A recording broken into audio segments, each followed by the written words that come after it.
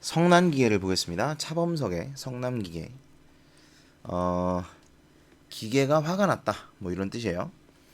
일단 중요한 거는 희곡이고요. 희곡이기 때문에 희곡의 특징을 여러분들이 알고 계셔야 됩니다. 무대 상연을 위한 글을 희곡이라고 하고, 그 다음에 해설, 대사, 지시문으로 이루어져 있습니다. 해설, 대사, 지시문, 그리고 지시문은 두 가지가 있는데 무대 지시문과 행동 지시문, 이렇게 두 가지가 있어요. 그래서 대체로 보면 말과 행동으로 사건을 전개합니다. 서술자가 없습니다. 서술자가 없어서, 소설에서는 서술자가 있기 때문에 그 서술자가 이제 서술을 하면서 사건을 전개하지만, 희곡은 인물들이 나와서 그 인물들이 말과 행동을 보여주죠. 그래서 그걸 통해서 사건을 전개하게 되죠. 현재형 문학입니다. 이거 중요한 특징이에요. 그러니까 이제 과거를 회상하거나 이런 게 아니라 지금 일어나는 것처럼 우리에게 보여주는 거죠. 현재인 것처럼. 현재형 문학이라고 합니다. 그 다음에 시간적, 공간적 제약이 있습니다. 시간적 제약이라는 건 연극 한 편에 막 7, 8시간 이렇게 하면 사람들이 볼 수가 없어요. 그래서 제약이 있죠. 2시간, 길어봐야 3시간 정도죠. 그 다음에 공간적 제약도 무대 위에 뭐 수천 명의 사람들이 수백 명이 올라갈 수도 없죠. 그래서 예전에 제가 그 대학로 소극장에 연극을 보러 갔는데, 무슨 이제 6.25 전쟁 장면이야. 근데 4명이 나온 거예요. 남한군 2명, 북한군 2명이 나와가지고 뭐 소총 쏘고 막. 그러니까 이제 그게 무대의 제약이 있기 때문에 그런 것이죠. 공간적인 제약이 있습니다. 자, 그래서 희곡의 이런 특징들을 여러분들이 좀 알고 계셔야 한다는 거. 그 다음에 내용을 볼게요. 자, 등장인물 양회기, X종합병원 폐외과 과장이고요. 김인옥은 담배공장 포장공, 최상현은 인옥의 남편, 9살 차이 나네. 정금숙씨 간호사인데 회기를 좋아합니다. 자, 때는 현대 늦가을, 곳은 종합병원 폐외과 과장실이네요. 그러니까 회기가 있는 곳이겠네. 무대는 X종합병원 폐외과 과장실이고 정면 벽 우측에 밖으로 통하는 문이 있습니다. 문의 5분의 1은 두꺼운 넘어갑니다. 묘사. 그래서 이제 무대를 이제 묘사하고 있어요. 무대 이렇게 꾸미라는 거죠. 쫙. 하나 체크할 거 정도는 이런 겁니다. 단조하고 냉랭하다. 그래서 이제 분위기가 드러납니다. 분위기, 배경의 분위기. 냉담한 이미지와 배경의 분위기가 유사하다. 이 냉랭함은 회기의 성격을 알 수 있는 부분이죠. 됐습니다. 그 다음 밑으로 가서, 자, 금숙이라는 인물이 나오는데, 이 사람이 이제 병원에 온 사람이니까 어떤 사람이겠어요? 아픈 사람이겠죠. 그래서 여기 보시면 표정은 비애보다는 신앙적 절실한 욕망이 감돌고 있다. 그러니까 살고자 하는 마음이죠. 살고자 하는 마음. 이런 상황을 알 수가 있습니다. 그 다음 볼게요. 자, 여기 요거 이제 이따가 끝나고 나서 정리를 해보겠습니다. 내용을 먼저 보고요. 자, 앞부분의 줄거리. 폐 전문의과 전문 외과 의사인 양회기는 폐 질환을 앓고 있는 김인옥으로부터 수술을 요청받지만 병의 상태가 너무 심각하다며 거절합니다. 자, 회기가 지금 양회기가 수술을 거절했어요. 수술 요청을 받지만 거절한다. 이런 상황이네요. 그 다음에 인옥은 가족의 생계를 위해서라도 꼭 살아야 한다고 수술을 간청하지만 회기는 수술 결과가 나쁠 경우에 받을 원망과 책임감. 자, 요거는 빼고 요걸 체크할게요. 수술 결과가 나쁠 경우에 받을 원망과 책임감. 요게 이제 수술을 거절하는 이유입니다. 글쎄요, 우리는 뭐 의사가 아니니까 이거를 뭐 잘 알 수는 없어요. 알 수는 없지만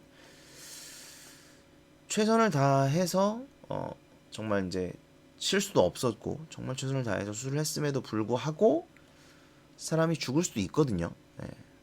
수술이라는 것은 사실 그럴 수 있잖아요. 그럼에도 불구하고 이제 의사들을 탓하고 책망하는 사람들도 존재하겠죠. 그렇죠? 그게 너무 이제 견디기가 힘들고, 뭐 요즘 같은 경우는 뭐 소송도 하고 막 그러니까 그게 너무 견디기가 힘들어서 실패할 것 같으면 아예 이제 시작도 안 하는 뭐 이런 분들도 계시겠죠. 네, 계실 겁니다. 아니면 이제 뭐 되든 안 되든 일단 어쨌든 방법이 이거밖에 없다 라고 한다면 일단 해보자 뭐 이런 사람도 있을 거고, 그래서 그런 사람을 살리는 일에 어떤 좀 보람을 느끼고 뭐 이런 분들도 계시겠죠. 물론 이제 그 거절하신 분들도 보람을 느낄 수 있는데 이걸 실패할 가능성이 너무 높다고 이제 판단을 하면 거절할 수도 있는 거겠죠. 근데 이제 회기는 이제 좀 그런 경우는 아니에요. 사람을 살리는 일에 보람을 느끼고 이런 느낌은 전혀 없고 그냥 일이니까 한다? 약간 이런 느낌이에요. 일이니까 한다. 예. 아무튼 그래서 냉정하게 대합니다. 그 다음 보시면 이노기 선생님 조소하는 태도. 자, 이게 조소는요 좀 심한데 이 비웃음이거든요. 조소가 약간 비웃는 태도. 여기서 비웃는 태도를 보일 필요까지 있는지 잘 모르겠어요. 나는 환자의 생명을 구해줌으로써 기쁘게 해주겠다거나 사회를 위해서 선심을 쓰겠다는 생각은 없어. 나도 이 병원에서 월급을 받고 일하는 고용인이니까 대과 마찬가지로. 그러니까 돈을 받고 일하는 사람이지 누굴 위해 선심을 쓰는 사람이 아니라는 거죠. 네. 그러니 수술을 해주시면 되잖아요. 그러니까 이 병원에서 돈 받고 일하는 사람이니까 돈을 줄 테니 수술을 해달라 이 말이겠죠. 원래 나는 자신 없는 일엔 손을 안 대는 성질이요. 환자가 죽어가도 말씀이에요? 그렇다고 내가 죽일 순 없어. 나는 나를 위해서 사는 거지 그 누구를 위해 사는 사람은 아니니까. 자, 이런 거 보시면 이제 내가 중요하다. 이기적이다. 이기적인가? 네. 어쨌든 자신의 안위와 이익을 우선시하는 건 맞습니다. 비정하다. 냉정하다. 뭐 이런 성격을 알 수가 있죠. 그 다음 보시면 선생님 대기 공장에서 담배를 사서 피울 사람을 생각하지 않는 것과 마찬가지지죠. 그렇잖아요. 자, 이건 무슨 말이냐면 이노기가 아까 얘기했지만 담배 공장에서 포장하는 사람이에요. 담배를 포장하는 사람. 근데 그 사람이 이 담배를 피울 사람을 고려하진 않죠. 담배를 피울 사람이 이 담배를 피우고 폐암에 걸릴 수도 있으니 나는 이 일을 안 해야겠다. 뭐 이렇게 판단하진 않는단 말이죠. 그러니까 당신이 그냥 돈을 받고 그 일을 하는 것처럼 나도 그냥 돈을 받고 이 일을 하는 것이지 나는 나를 먼저 생각한다. 남을 먼저 생각하진 않는다. 너도 그렇지 않냐? 너도 네가 돈을 벌기 위해서 담배 공장에서 일하지 않느냐? 그걸 사서 피워서 폐암 걸릴 생각들은 사람들은 생각하지 않지 않느냐? 뭐 이런 말이죠. 선생님은 냉정하시군요. 기계처럼. 자, 여기 이제 요게 나옵니다. 그래서 이게 제목이 성난 기계인데, 그러니까 이 기계는 회기를 비유한 말이에요. 회기가 기계 같다라고 이야기를 하는 거죠. 냉정하다. 그다음 보시면 이때 금숙의 표정이 크게 동요된다. 요거는 이제 뒤에 이유가 나옵니다. 왜 표정이 동요가 되는지는. 창밖으로 시선을 돌리며 직업이란 사람을 기계로 만들게 마련이죠. 대의 손처럼. 계속해서 이제 회기는 당신도 그렇지 않냐 뭐 이런 식으로 얘기를 하고 있는 거죠. 네, 당신이 그런 것처럼 나도 그런 것이다. 당신이 그런 것처럼 나도 그럴 뿐이다. 뭐 이렇게 얘기를 하는 겁니다. 그리고 내 손처럼. 그렇다고 마음까지 기계가 될 수는 없잖아요. 요거는 이제 회기는 마음이 기계 같다는 거예요. 그러니까 나는 내 손이 기계지만 당신은 마음이 기계 같다. 뭐 이런 비판이 담겨 있는 거죠. 어두운 공장에서 담뱃개비를 20개씩 집어넣는 것은 내 손이지만 제 마음은 언제나 어린 것들을 생각하고 나를 생각했어요. 그러니까 나의 마음은 뭐라는 거예요? 인간이라는 거죠. 나의 마음은 기계가 아니다. 어떻게 하면 살 수 있을까 하고. 자, 그랬더니 회기가 그 말에 약간 감동되며, 그러니까 이제 마음이 뭐 조금 이제 움직였다고 봐야겠죠. 심적 동요. 내 얘기가 좀 지나쳤는지 모르지만 나는 결코 댁이 죽어도 좋다는 것은 아닙니다. 그 대신 좋은 약을 소개해드릴 테니 써보세요. 자, 이제 뭐 차선책이죠. 수술을 해줄 수는 없다. 약을 써봐라. 뭐 이런 말입니다. 근데 여러분 아시겠지만 폐암에 약물 치료만 한다고 이게 사실 잘 안 되죠.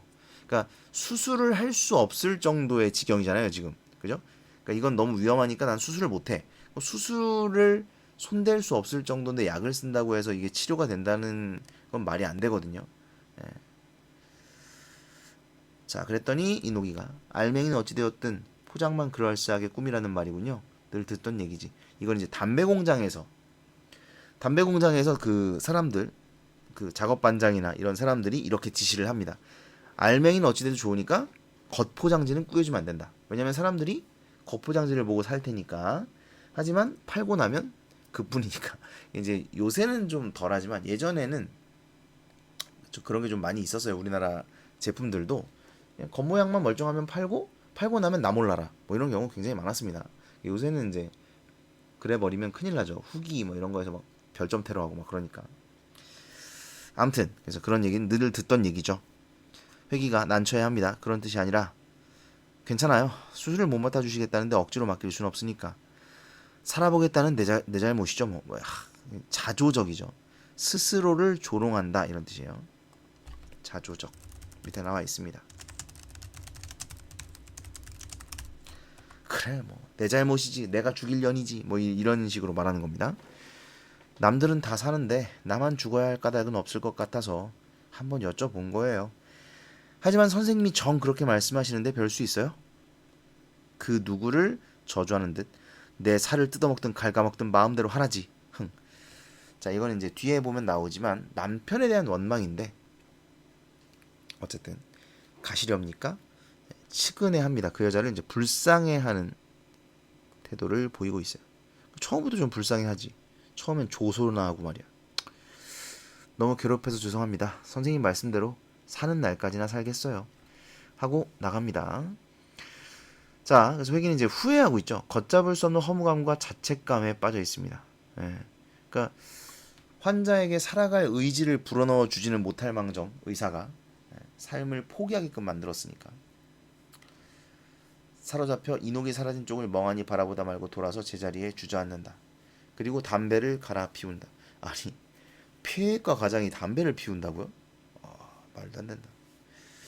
매우 난처한 표정인 금수가. 근데 예전에는 이런 경우가 많이 있었어요. 예전에는. 요즘에는 폐외과 과장님들은 아마 담배 안 피실 겁니다. 노담. 근데 이제 예전에는 남자들은 거의 다 담배를 피는 약간 좀 그런 게 있었어요. 아무튼 그래서 이게 좀 옛날 작품이라서 그래요.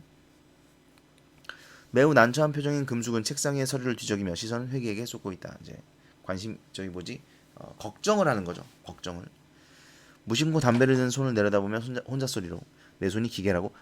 여러분 요런 게 지금 아까 뭐 앞에서부터 계속 나왔지만 요런 걸 이제 행동 지시문이라고 하는 겁니다. 요런 게 다 해오 이게 뭐야? 뭘 쓰려고 한 거죠? 행동 지시문이요. 행동 지시문이라 그래요. 내 손이 기계라고? 네?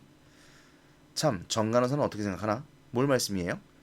내 손 말이야. 아까 그 환자가 나더러 기계라고 하던 말.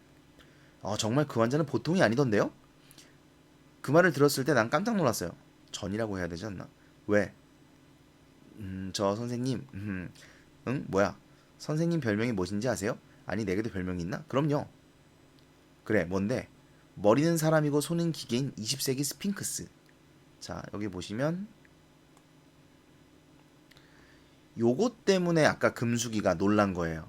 그러니까 이제 이 환자가 저기 누구지? 이노기가 여기서 선생님은 뭐 기계 같다고, 그죠? 선생님은 냉정하시군요, 기계처럼 이렇게 말했죠. 그랬더니 그걸 보고 금수기의 표정이 크게 동요되죠.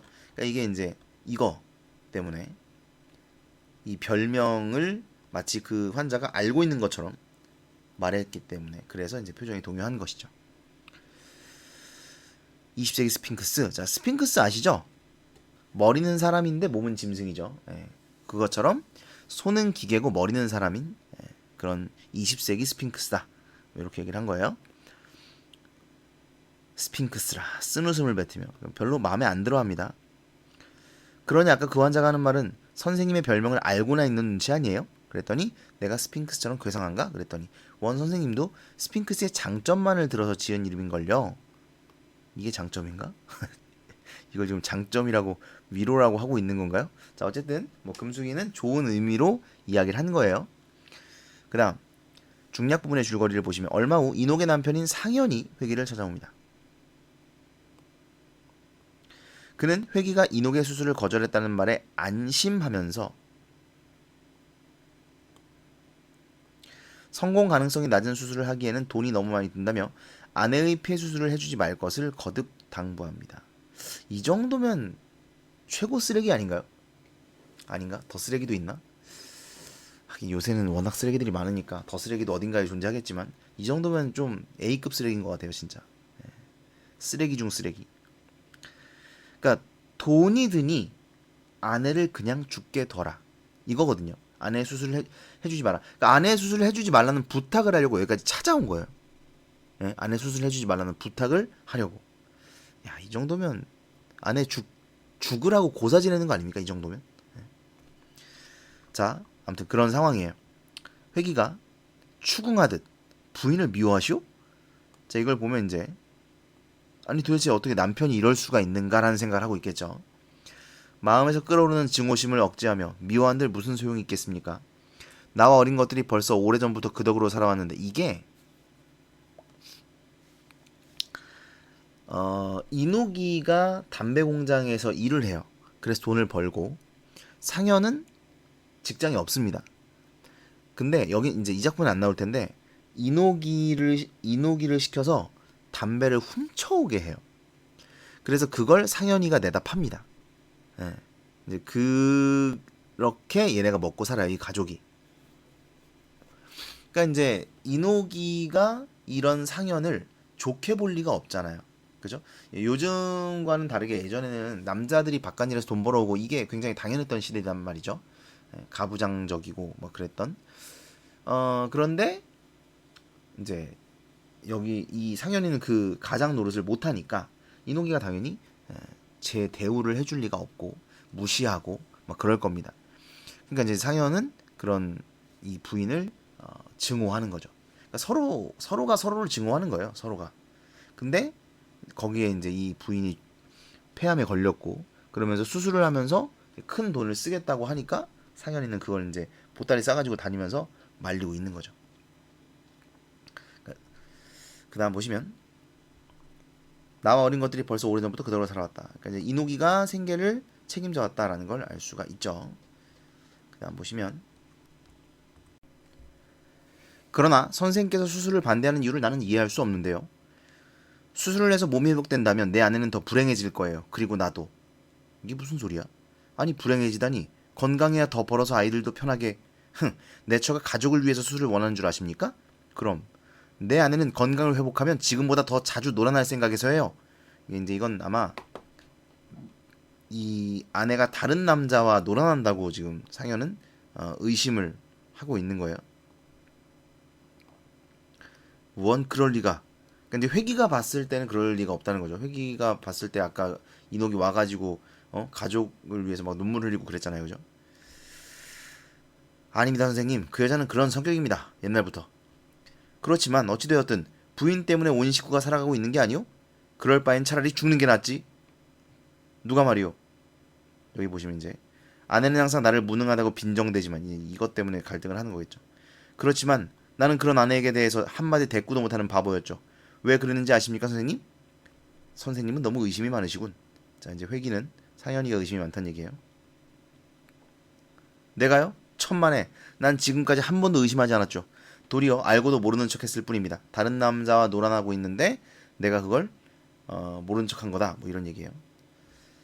내가 알기론 부인께서는 가족을 위해 수술을 받아야겠다고 한사코 고집하는 것을 그랬더니 아닙니다. 그건 단호하네요. 그렇지만 내버려두면 부인께서 어떻게 된다는 건 아시고 계시죠? 별 수 없죠. 죽고 사는 건 인력으로 막을 수 없으니까. 그 다음 뭉클 불쾌감이 솟으며 아니 그럼 부인이 죽어도 괜찮단 말이오? 어차피 죽을 목숨이라면 그대로 두는 거죠. 그 돈이 있으면 나와 어린 것들이 살아날 수 있으니까요. 자 이제 뭐 아시겠죠. 돈보다 생명보다 아내의 생명보다 돈을 더 중시하는 겁니다. 물론 뭐 이제 이 아내가 막 사랑하는 아내였다. 그러면 이 사람이 좀 다르게 대할 수도 있을 것 같긴 하지만 근데 어쨌든 지금 굉장히 사이가 안 좋고 하니까 상현이는 차라리 죽는 게 낫겠다 뭐 이렇게 얘기를 하고 있는 건데 사실 이렇게 어떻게 생각을 할 수 있을까요? 사람이. 아무튼 좀 냉정하고 비정한 인물. 근데 이제 이 상현이를 통해서 회기가 달라져요. 우리 회기가 달라집니다. 왜냐면 자기보다 더 비인간적이고 자기보다 더 냉정한 사람인 거야, 상현이는. 지금 그 회기 입장에서는. 그러니까 자기보다 더 비인간적인 사람을 보니까 오히려 자신의 인간성이 살아나는 거죠.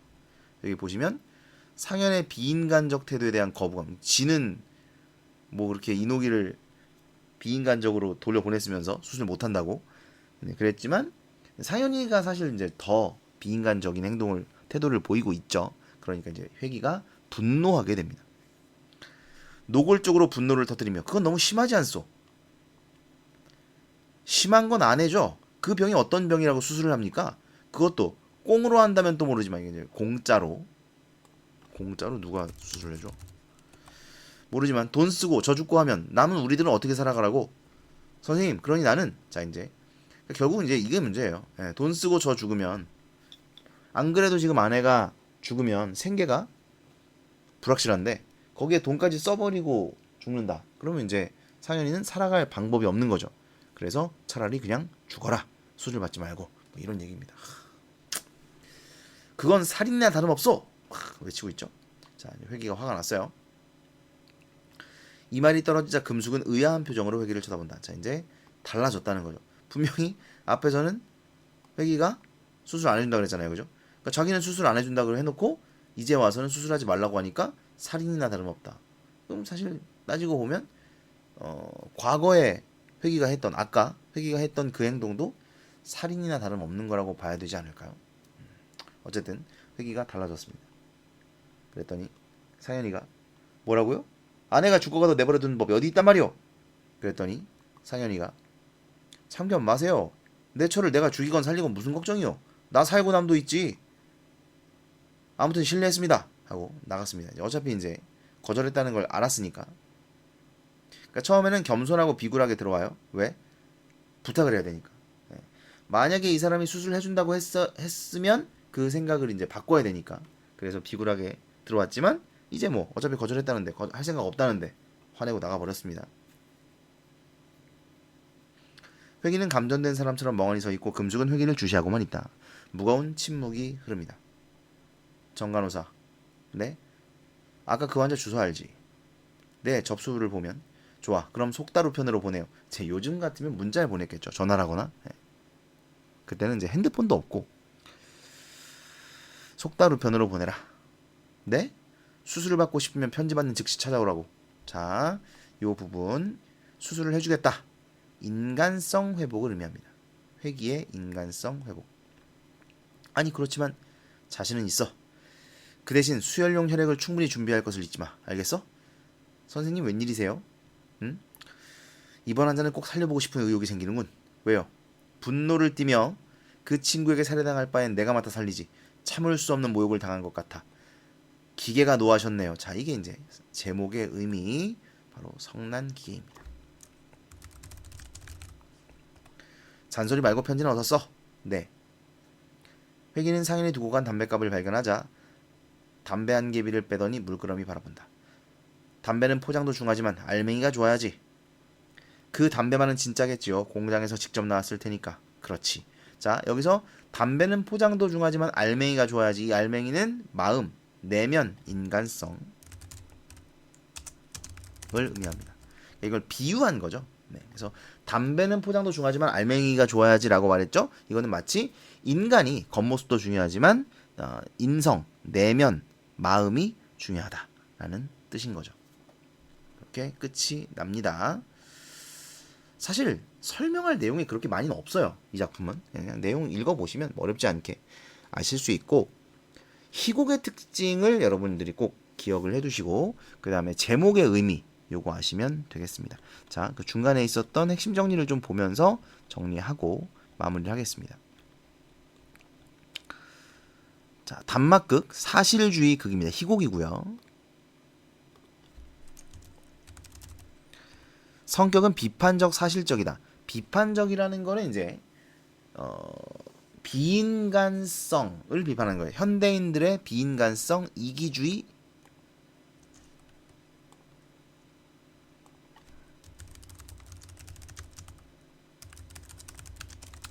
그러니까 이게 모든 걸 돈으로 보기 시작하면, 그죠? 자본주의적 사고에 빠지게 되면 이렇게 돼요. 그러니까 이 상현이라는 애도 보세요. 이 사람의 목숨, 아내에 대한 사랑, 뭐 이런 생각 없어요. 이 아내가 죽으면 나에게 돈이 안 남아.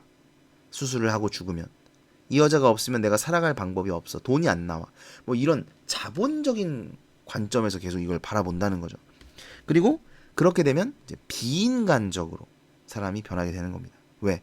왜 비인간적이 돼요? 자본주의니까요. 그러니까 자본이 우선이 되니까 인간은 뒤로 밀리는 거예요. 그래서 자꾸 이제 비인간성이다 라고 이야기를 하는 겁니다. 이런 것을 비판적으로 바라보고 있어요. 그 다음에 주제는 현대 물질 문명 속에서 인간성의 상실과 그 다음에 회귀를 통해서 그 회복을 보여주고 있다는 점에서 가치가 있습니다. 그러니까 회귀도 처음에는 비인간적 태도를 취합니다. 이노기에 대해서. 이기적이고 비인간적 태도를 취했던 회귀가 더 쓰레기인 상현이를 만나면서 분노하고 그러면서 인간성을 회복하게 된다는 뭐 그런 이야기입니다. 그래서 전반부와 후반부가 대립된다. 이거는 이제 이거는 갈등 구조를 좀 보시면 될 것 같은데, 처음에는 회귀와 이녹의 갈등, 그리고 후반부에서는 회귀와 상현의 갈등, 이렇게 두 부분으로 나눠서 생각을 할 수가 있을 것 같습니다. 비정한 현대인의 모습을 냉소적은 비웃음, 비판적 태도, 이렇게 보셔야 됩니다.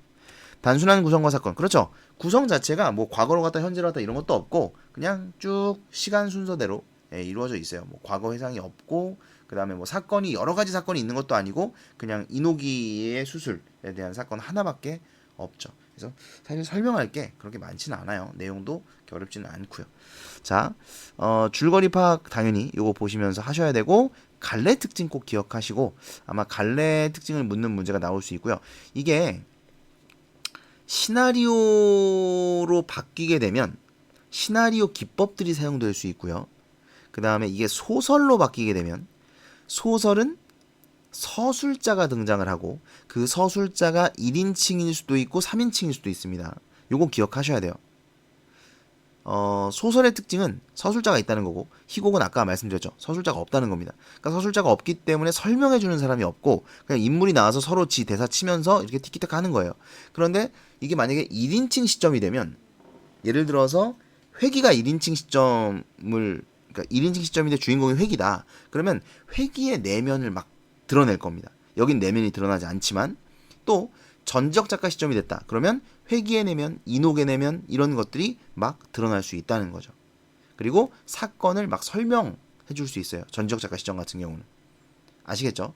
그래서 요 시점을 다르게 해서 소설로 바꿔서 낼 수도 있고, 아니면